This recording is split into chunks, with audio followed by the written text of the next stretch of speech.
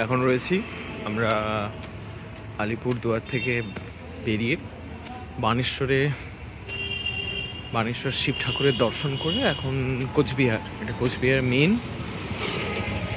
এখন আমরা যাচ্ছি মদনমোহন মন্দির, যেটা কোচবিহারের অত্যন্ত একটি বিখ্যাত স্থান, তার দিকে। তাই শহরের কিছু দৃশ্য, বেশ বড় ডিস্ট্রিক্ট হেডকোয়ার্টার। একটা টাইমে আলিপুরদুয়ার এবং কোচবিহার একসাথেই ছিল, এবং শুধু তাই না, যেহেতু কোচ সাম্রাজ্যের একটা বিশাল বড় ইতিহাস আছে, একটা সময় বাংলাদেশের রংপুর, ওদিকে আসাম, এই সব জায়গাও কিন্তু কোচ সাম্রাজ্যের মধ্যে পড়তো। ওদিকে কামতাপুরেরও কিছু পার্ট, তারপর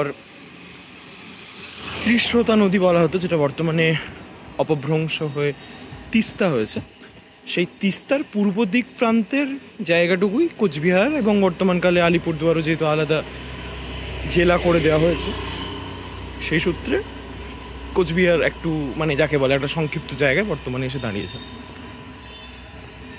এবং কামাখ্যা মন্দিরের ছবি আগে দেখিয়েছি, এবং কামাখ্যা আমরা ঘুরে এসেছি আমাদের ট্যুরের। এবারে প্রথম নিদর্শন ছিল কামাখ্যা। মনে করা হয় যে কোচ রাজা, শেষ কোচ রাজা যিনি ছিলেন নরনারায়ণ, উনি সংস্কার করেন, মানে রেজুভিনেশনের কাজকর্ম করেন কামাখ্যা।